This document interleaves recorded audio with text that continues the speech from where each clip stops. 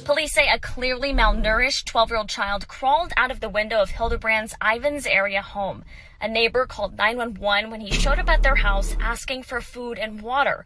Officers say his wrists were duct taped. He had wounds from being tied up across his body. Investigators say they found a 10-year-old girl inside the same house who was also malnourished. It's just utterly insane, you know? A 6-year-old climbed out of the window, begging for food and water, you know? Today we're talking about, Ruby Frank. Also, also the person, one of the people, or one of the parents that also run, 8 passengers, Now, and it's not a small YouTube channel either. It's not like, 100,000, it's not small, it's 2.5 million subscribers. It's pretty huge. It's pretty big. Like this is what the report this is what the report says. A child climbed out of the window of the residence in Ivan, Utah, to get help, which led to the allegations of abuse against Frank and the residence belonging to Frank's business partner, but Jody, I don't know how to say that, who also arrested in the case. The child ran into the neighbor's house to get help and asked for food and water, according to the statement. The neighbors noticed that the kid had duct tape around their ankles and wrist and decided to call the police. The child was taken to the hospital where they were treated for severe wounds and malnourishment, according to the statement. After the first kid escaped the house, the second malnourished child was found in the same residence in a similar physical condition of malnourishment. According to the officials, the second child was also taken to the hospital for treatment. That's how severe it was. They had to get hospitalized. They had to get hospital treatment of how severe, the malnourishment was, and also the wounds, it just gets me angry of this is not even actual parenting, this is just torturing, you're just torturing your child. Oh, Billy, you forgot to tie your shoes, go to the dungeon now, who does that to their child, That's like some type of medieval stuff, that's like some type of, Navy SEAL things that they have to do. They're going through Navy SEAL training, practically, malnourishment, stuff like that. They're probably interrogated too.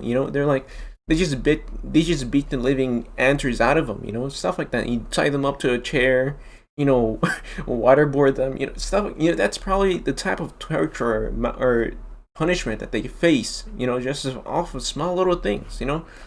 Oh, I'm a strict parent. I torture my children just because I feel like it. Stuff like that. I just don't. This, like I said, this is not even parenting. It's just absolute torture for the children.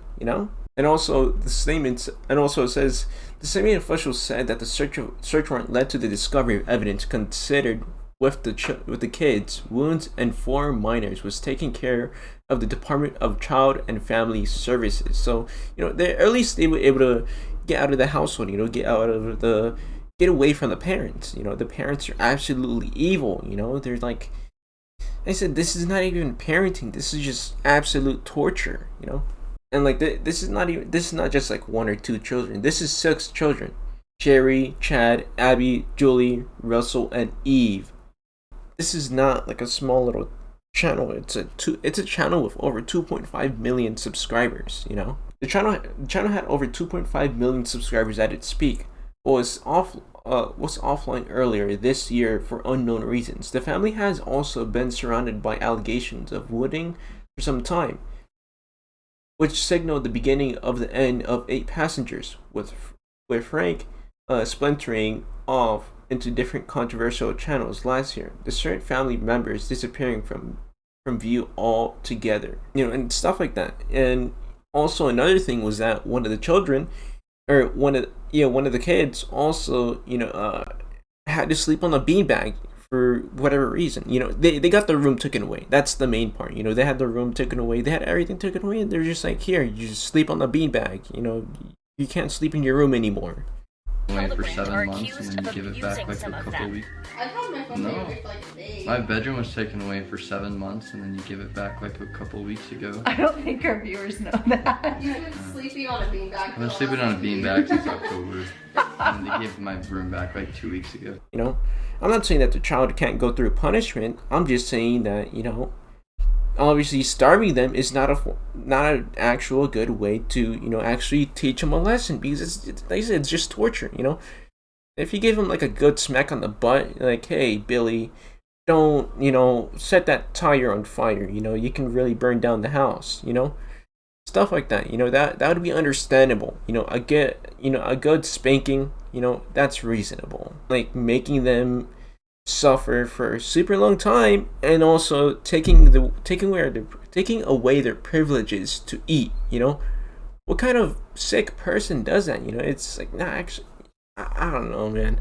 In the video, Frank, she wouldn't bring a pack of lunch for her daughter Eve, who was just 6 years old at the time, because the child forgot to pick it up before school. She led to allegations that Frank was starving her daughter. That's a kind of like serious thing that they're like.